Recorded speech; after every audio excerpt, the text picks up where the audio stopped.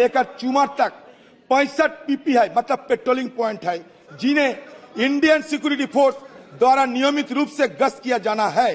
65 PP में से 26 PP यानी पीपी नंबर 5 to 17, 24 to 32, 37, 51, 52, 62 में हमारी उपस्थिति प्रतिबंधक या आईएसएफ की द्वारा गश्त नहीं करने के कारण खो गए हैं।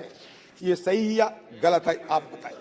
17 बार मिलिट्री लेवल पे टॉक हुई है। 18 बार हमारे प्रधानमंत्री जी के साथ मुलाकात हुई थी चीन की प्रधानमंत्री जी को, लेकिन नतीजा क्या निकला? नतीजा क्या निकला ये हमें जानकारी जरूर दीजिएगा, क्योंकि लद्दाख हमारे ही ये देश की एक अखंड इलाका है। हमारे किरण रिजिजू जी बोल रहे थे अरुणाचल के बारे में। 2022 जनवरी में पूर्वी लद्दाख में एलएसी से लगभग 40 किलोमीटर दूर चीनी द्वारा पैंगोंग त्सो पर एक पुल के निर्माण का ताजा उपग्रह छवियां सामने आई।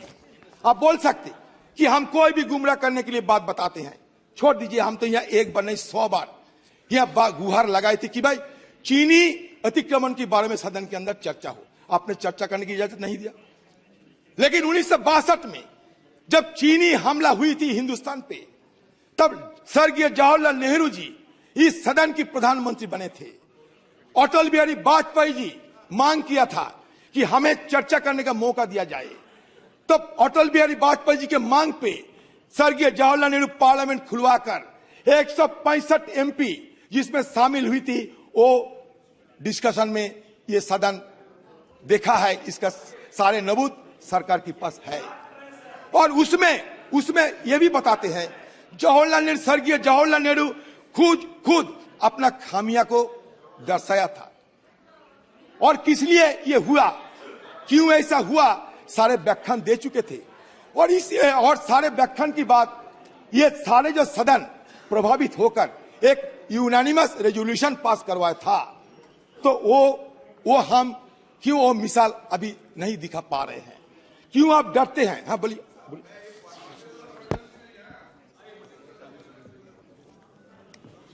अधीर रंजन जी कह रहे हैं अभी क्यों ऐसा नहीं कर रहे हैं, क्योंकि उस वक्त खामियां थी, अभी कोई खामी ही नहीं है तो कैसे करें।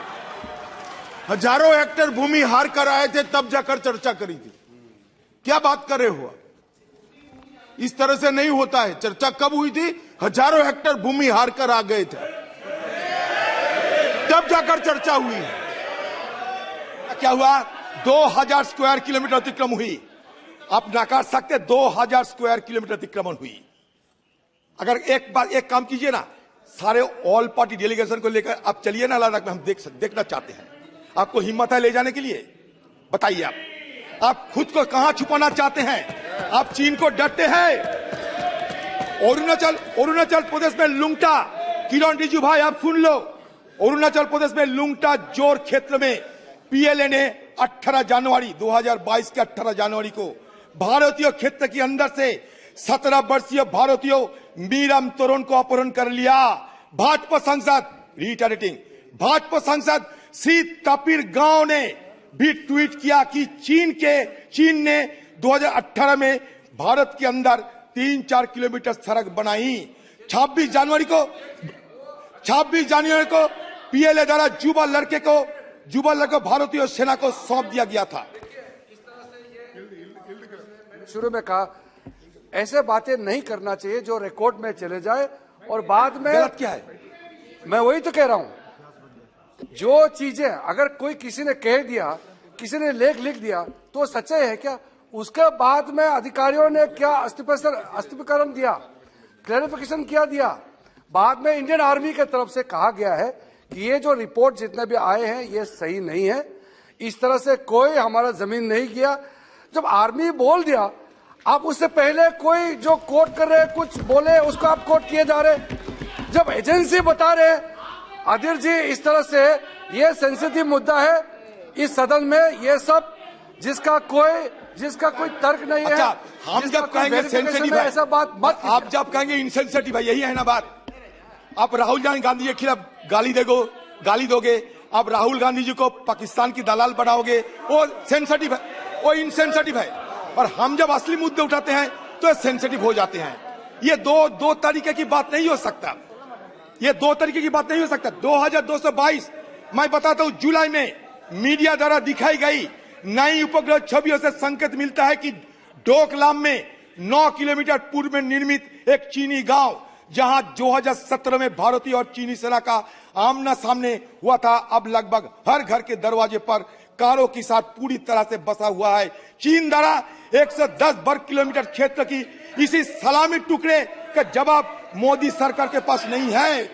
अगस्त में विशेषज्ञों के उपग्रह बताते हैं पीएलए की सतह से हवा में मरने करने वाली मिसाइल साइट डोकलाम के उत्तर में सिर्फ 50 किलोमीटर की दूरी पर भारत, भूटान और चीन में बीच ट्राई जंक्शन सीमा क्षेत्र में मार्च में हो रहे हैं। अधीर जी एक सेकंड, ये पूरी तरह चालू है। माननीय अध्यक्ष जी, अधीर जी को जो बोलना है वो बोल सकते हैं। सिर्फ सदन का रिकॉर्ड देश और दुनिया के लिए ऑथेंटिक होता है, इसलिए मेरा इनसे निवेदन है कि इतना बता दे कि मैं सिर्फ अखबार के हवाले से कह रहा हूं, ये कोई अधिकृत बात नहीं है। बाद में जो बोलना है बोले, मुझे कोई आपत्ति नहीं।